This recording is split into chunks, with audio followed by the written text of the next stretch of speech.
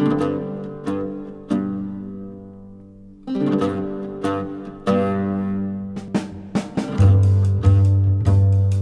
l'époque, j'étudiais la musique traditionnelle et j'étais passionné par la musique ancienne arabe, à laquelle je me consacrais complètement, avec notamment un grand maître, Ali Sriti.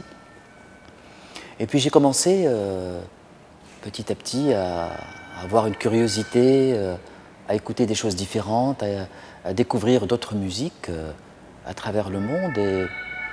Et le jazz fait partie des musiques qui, à l'époque, m'avaient beaucoup attiré. Jusqu'à avoir petit à petit une envie irrésistible de rencontrer des musiciens de jazz. Ce qui ne se faisait pas à l'époque, c'était à la fin des années 70 en fait.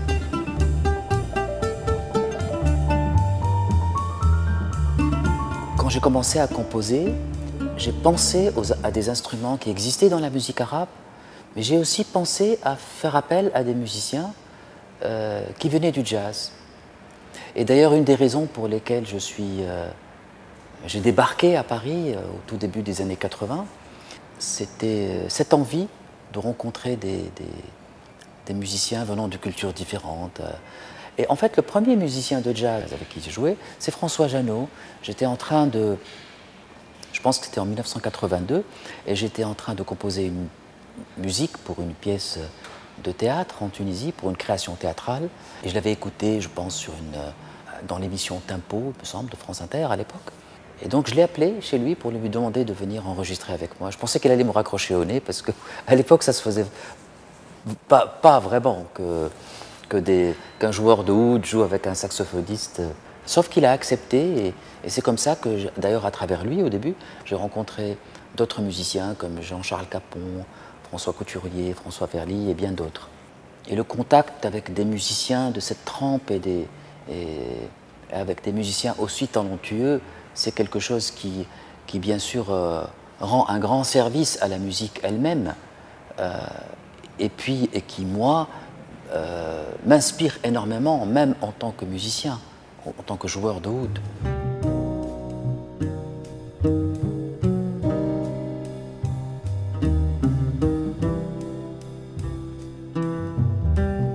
Je mets beaucoup de temps pour que l'idée du groupe se concrétise. Et une fois que le groupe, que les instruments se concrétisent, on pense bien sûr aux interprètes. Et on va à la recherche des interprètes qui nous paraissent être les meilleurs pour cette musique. Et là, en l'occurrence, j'ai eu beaucoup de chance parce que, d'une part, quand j'ai vu qu'il y avait la contrebasse, j'ai immédiatement pensé à Dave Holland, qui est un contrebassiste extraordinaire avec qui j'ai eu l'occasion et la chance d'enregistrer il y a maintenant 20 ans. Et depuis qu'on a fait ce disque, j'ai toujours eu en tête l'idée de refaire quelque chose avec lui, parce que l'expérience que j'ai eue avec lui était vraiment passionnante. Et donc j'ai immédiatement pensé à lui. Et puis pour la batterie, j'ai pensé à Jack DeJohnette parce que c'est un batteur d'une très grande subtilité. C'était très important pour moi parce que le oud, c'est pas un instrument fort, c'est un instrument de musique de chambre. Et en plus, j'ai tendance à abuser un peu des pianos et des pianissimos en jouant moi-même. Donc je savais bien que ça ne pouvait pas fonctionner avec un batteur qui n'était pas d'une très grande subtilité. Mais pour ce projet, je sentais que j'avais besoin de rompre un peu avec mes habitudes et d'aller vers quelque chose d'autre. Ça n'a pas été facile pour moi de trouver un pianiste. J'ai écouté vraiment un nombre considérable de pianistes, et jusqu'au jour où Manfred Eicher, le producteur de CN, m'a donné à écouter un disque qu'il venait d'enregistrer avec un musicien. Et j'ai écouté et j'ai tout de suite été très séduit, très touché par sa manière de jouer. C'est avéré que c'était Django Bates. Et donc j'ai souhaité faire l'album avec lui.